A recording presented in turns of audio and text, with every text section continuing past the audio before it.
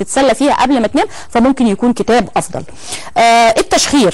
التشخير ودي عاده كل الرجاله تقريبا بتشخر، احنا عندنا كل المصريين تقريبا بيشخروا، واعتقد ما فيش راجل في العالم، يعني نسبه الشخير في العالم تقريبا تعدت ال 90% بالنسبه للرجاله.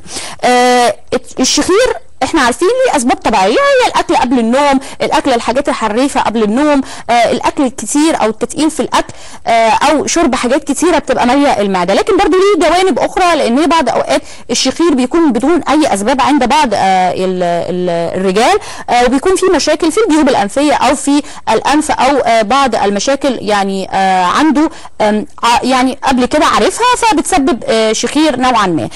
تجنب النوم على الظهر اثناء الشخير. وكمان احنا ده ايه يا جماعه، ده التشخير بالظبط.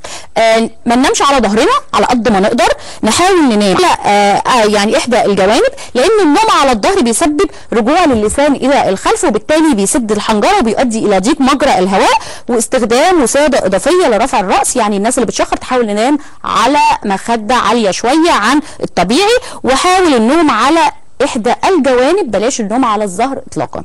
تمام.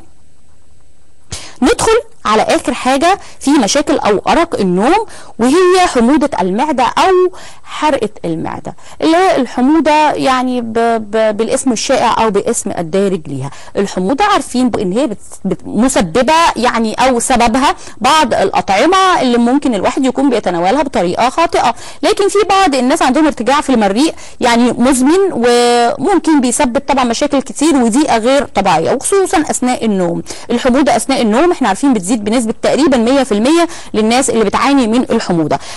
عشان الحموضه تقل اثناء النوم وما يكونش فيه ارق مستمر بسبب الحموضه، تحاول تنام على الجانب الايسر مش الايمن، لان الجانب الايسر بالطريقه دي بيمنع ان المعده من عوده يعني ارتجاع المعده او ارتجاع المريء من محتوياتها الى المريء، وبيقلل من حرقه المعده بشكل كبير جدا النوم على الجانب الايسر بقدر الامكان. لكن طبعا في حاله احساس الضغط على القلب في جانب الايسر، فالواحد طبعا على طول يحاول على قد ما يقدر يغير الاتجاه، لان ساعتها يعني احنا عارفين ان النوم على الجانب الايسر مش صحيح، لكن احنا يعني هنستخدمه بس لحاجه مؤقته بسبب الحموضه اللي ممكن تكون زياده وبتعاني يعني البعض بيعاني منها وبتسبب ارق كبير.